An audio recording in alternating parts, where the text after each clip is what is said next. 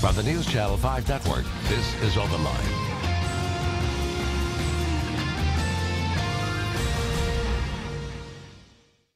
Hello everyone, welcome to OpenLine. I am Ben Hall. An important show tonight. We're talking about the social and political issues that are driving extremism and terrorism in the Middle East. And the impact, of course, that is having on us here at home. Certainly, the shootings in Chattanooga have gotten a lot of attention.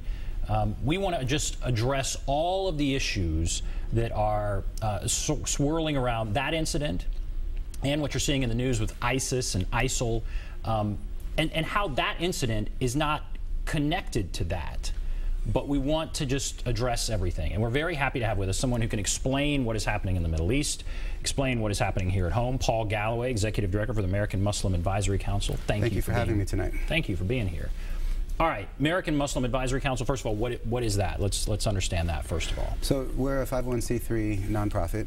Our job is to serve as a bridge between the Muslim community and civics at large. We connect Muslims with other nonprofits, we connect Muslims with government agencies, and we were founded actually in 2011 in response to a bill that would have made practicing our faith basically illegal in Tennessee. And the organization's focus has always been law enforcement connection with the Muslim community. So we foster relationships across the state with federal law enforcement, state law enforcement, and local law enforcement. And it's also been just to help educate people. Because there's so much out there. You see it all over. You've been on Fox News, you've been on CNN, you've been interviewed in all kinds of national formats and forums. And your background. You born in Texas, right. Muslim, kind of what's your background? I'm actually a convert. I became Muslim in 2001 before 9/11 happened, and I was raised as a Roman Catholic, and then in college I just started studying theology, and the simplicity of Islamic monotheism really spoke to me. So I became a Muslim back in 2001, and then kind of been marred in all of these tragedies that have been kind of creeping their way towards our society from overseas. When you saw what happened in Chattanooga, right, and you saw the identity of the shooter, what did you think? And what have you learned since? I mean, let's just address all of that head on. Sure. So the tragedy, I found out about it fairly early in the morning. My in-laws are visiting, and they're news junkies, so they're always wired in. And they told me about the shooting, and I started researching. And immediately, you know, it was just, my first thought was a gut wrench is, not again. You know, we just had South Carolina. Before that, you know, there's just been shooting after shooting. And so the first thing I did was just thoughts and prayers for Chattanooga. This is our state. This is our backyard. Then later on, we got alerted to the fact that he had a Muslim identity and background. And it's hard to describe that feeling, because you're already grieving, you know, for your neighbors. And then you have to start thinking about, are people going to associate me with this terrible act, this horrible targeting of people that is just completely unjust, and and you haven't even processed, you know, that innocent people died, and then you have to start thinking about, do I need to protect my community? Do I need to? So it's a tough place to be, but you know, you really have to just kind of start to act at that point, you know. And so the first thing that we did was we got the mosques together and basically heard everyone's concerns, and then tried to create a system where we can actually reach out to the community, let people know where we stand. And now, even being here tonight, one of the things I think our biggest message is, if you want to know more about Muslims, come to the mosque. In fact, I'll be giving one of the sermons on Friday at the 12 South Mosque. So people are welcome to see it, see firsthand what we stand for, what we're about. There's always an open door policy at our centers of worship, so people can meet us. And I think that's one of the best things that can happen out of these tragedies, is more connections happen and more Tennesseans get together.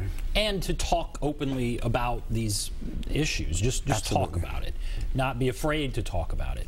What have you learned about the shooter in Chattanooga that I guess makes you feel, at least, that clearly distances him from acting out in some faith act? I guess, you know, for people who think, oh, this was an act of Muslim terrorism, what have you learned that says, no, that's not the case? Well, that's a really hard thing to address because the picture isn't clear yet. What federal law enforcement has said is that they have not seen any connection to an overseas source of radicalization. No connection to ISIS, ISIL, however you want to label that. No connection to the other terrorist groups. We also learned a lot about his private life, which seems that he had a fairly tragic last couple of years. It has been revealed that he was abusing drugs, he was on antidepressants, he was arrested a couple months ago, actually on April 20th, which is a big, apparently a big marijuana celebration, and he got a DUI that day. And he couldn't hold a job, he was thinking about bankruptcy, and he's so young. And so it just seemed that his life was going the wrong direction, and maybe this is a case of like suicide by cop, but I do think also that there has to be some thought and attention to his chosen target. And so, I mean, you don't go attack 2 military installations just willy-nilly, you know. So I think you have this tragic life, and then on the other hand, you have a person looking for, trying to find some kind of meaning in his life. And it seems to me like the Batman shooter in Colorado, a person who wants to go out and take people with him. And it's just really sad. And quite honestly, the worst thing about this is, I mean, the children of the Marines and our servicemen who will never see their fathers again. Families that have to scramble for college funds, and wives that will never have husbands again. It's inexplicable to think about the pain that they're in. So you have this depressed individual who is failing at life, yeah. and we don't know everything. There's a lot we don't know. There are these videos and that kind of thing all over the internet. Right. Is there any sense that people like him are being targeted by these extreme groups in the Middle East, and you see it everywhere, but let's focus on that, the extreme groups in the Middle East, you know, to do these kinds of things? Right.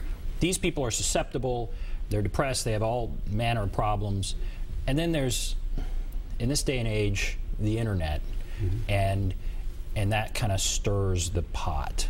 What do you think about all that? So it's interesting. Just recently, the director of the FBI testified, talking about going dark. And what this means is that jihadist recruiters online are really good on like Twitter and other social media apps. And there's so many now of these apps that you can communicate with people all over the world for free. And the going dark thing means that they recruit people that fit different profiles. They, kind of ostracized people that are in these depressed situations, and then they bring them they take them off of social media and then put them in these peer-to-peer or point-to-point connections that are encrypted.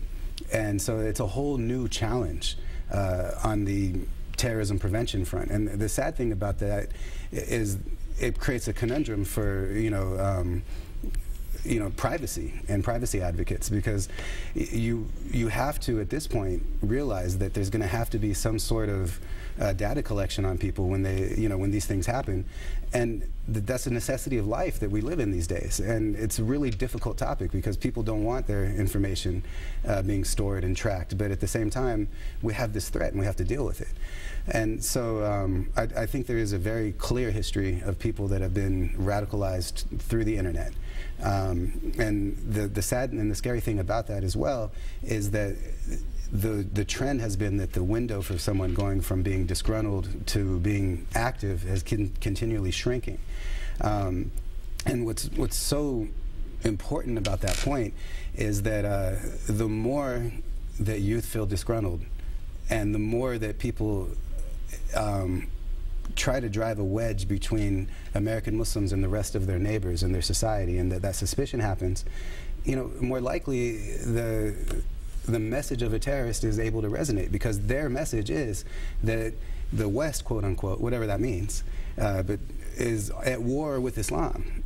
And so if some kid is feeling like his whole society rejects him, then that reinforces the toxic call of these terrorists from overseas.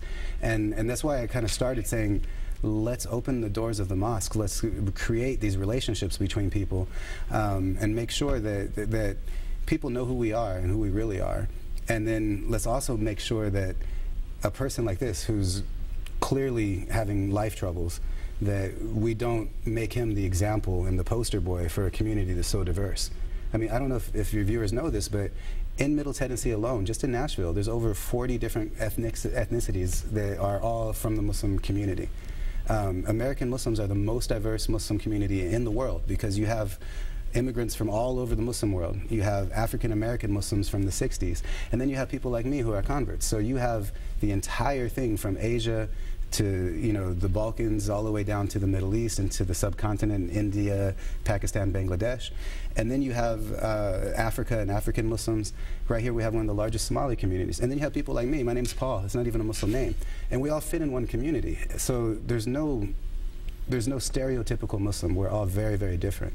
And to make this person, who clearly was just not succeeding at life, be the example of our community, it's unjust, and it's also dangerous. And I want to, we have to take a break, and then when we come back, I want to kind of delve into what's going on in the Middle East. Sure. And how that is impacting all manner of folks. But we'll take a break. If you want to call, there's the number, 615-737+, 615-737-7587. Take a break. We'll be back right after this.